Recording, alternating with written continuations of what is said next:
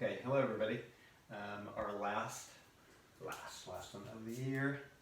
Okay, we're working on the law of sines today, and this is section 8.1, but it's part 1. There'll be a second part, and you have your last assignment that's due next Wednesday, which is like the end of school. So, and then if you've done all the assignments, there's special bonus points that you're going to get as well to help you out.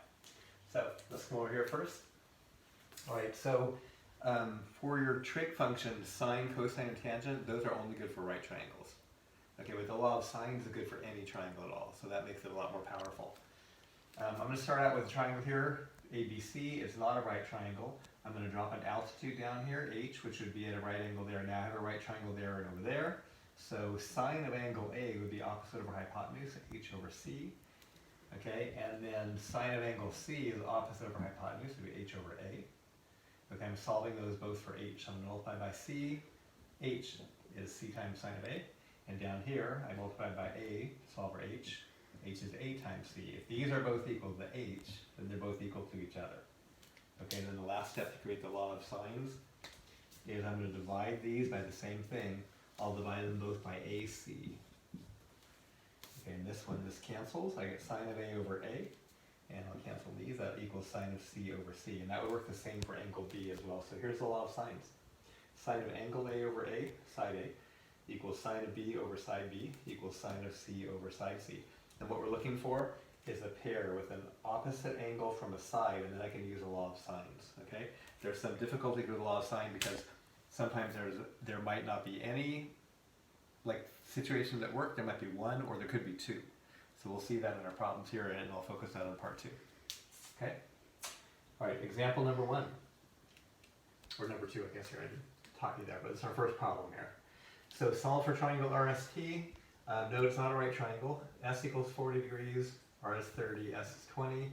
I always tell you guys, don't worry about it. Just draw a random triangle and start labeling. So I get RST, and then I plug in. Angle S is 40 degrees, that would go there. Side R is 30, that will go across from there. And side S across from angle S is 20. Okay, and I have a pair right here. An angle and the side across from it, and that's like the one that's complete. Sine of 40 over 20, and it'll allow me to solve for the other angles here. Okay, they gave me 30, so I'm going to find sine of R over 30 here. So I'm solving for that. I went ahead and did the work here. I'm going to multiply this out by 30. 30 times sine of 40 divided by 20, and then I'm equaling 0.96. So sine of R equals 0.96. And then make sure your calculator's in degrees. And then arc sine of angle R is 0.96. The reference angle is 78.7, and here's where it gets like kind of cloudy or not so clear. So you remember from solving equations, once I find the reference angle, I'm going to come over and look for all my angles that apply. In a triangle, the angles can add up to, or they all add up to 180, and they certainly can't be negative. So sine is positive in quadrant 1 and 2. Reference angle is 78.7, that's a good angle. And this one may or may not be good. But if I take 180 minus 78.7, I believe I get 101.3. Hopefully I got that right, did that in my head. Okay, but 101.3, is that a good angle? Well, watch, I've got 40 and 101.3. As long as that's not over 80 or equal to 180, then that could work. So I have two cases that might work here. So angle R can either be 78.7 degrees, or the triangle for that, or it could be 101.3 degrees, and there's another triangle for that. So I'll have to figure out both triangles. Here's some cases though. Let's say, notice this is 40, let's say this angle was 140 degrees right there. Well, that would be no good because those would add to 180 and I'd have none left for there. Or if it was over 140, 146. 146 and 40 is too much, and then it would be no good. Okay, so as long as this one doesn't violate the situation where all the triangles add to 180, it's a good one. I have to count for all the cases. When I solve, I have to find out all the solutions. Okay? So we have two possibilities for R, 78.7 and 101.3. So we're going to go solve those two different triangles. Right? Okay, they gave us S is 40 and these two sides, and we found R. So the first one I'm going to do is when R is 78.7 degrees. And that would go here, 78.7 degrees. Okay, I'm going to subtract those from 180, and we'll get the other missing angle in this case. So I'm going to go 180 minus 40 minus 78.7, and that leaves us with 61.3 degrees.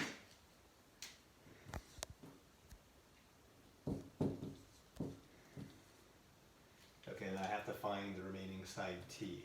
Typically we use the side they gave us, because that's for sure, there's no rounding happened there. I have a nice clean angle.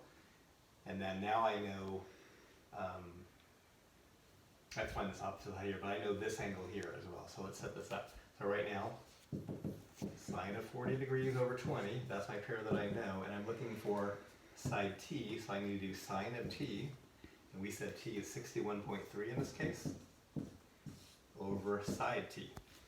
And then we're going to cross multiply to solve that. I'll multiply by T, divide by sine of 40, and multiply by 20. One more time, across multiply, I'm going to times by T to get it up, multiply by 20 to cancel that, divide by sine of 40. So T is going to actually equal 20 times sine of 61.3 degrees over sine of 40. And I'm going to put that in my calculator now. Hope we get that right. So 20 times sine of 61.3, close your parentheses, divided by sine of 40, and that gets me 27.3. So in this case, 27.3 is side 3. In my other case, okay, we said that R could be 78.7 or it could be 101.3. So in this case, we're doing 101.3. So R is 101.3. Again, you have to add to 180, so I'm going to subtract those two from 180 to get the remaining angle. And it's basically a duplicate problem as that with different numbers in it. So 180 minus 141.3 leaves us with 38.7 degrees. So in this case, 38.7. That's angle T, and I have to find the side T again. I'm going to go ahead and use my same setup as before. The one they gave me, sine of 40 degrees with its partner 20.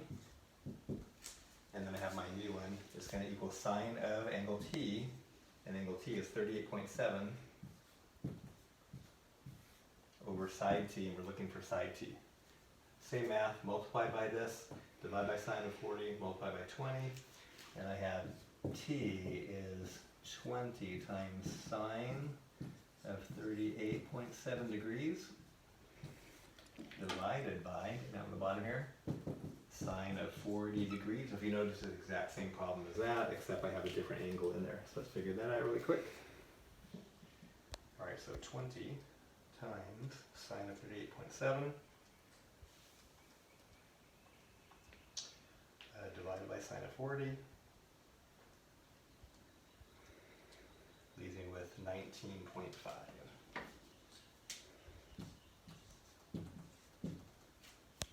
Okay, that's it for part 1.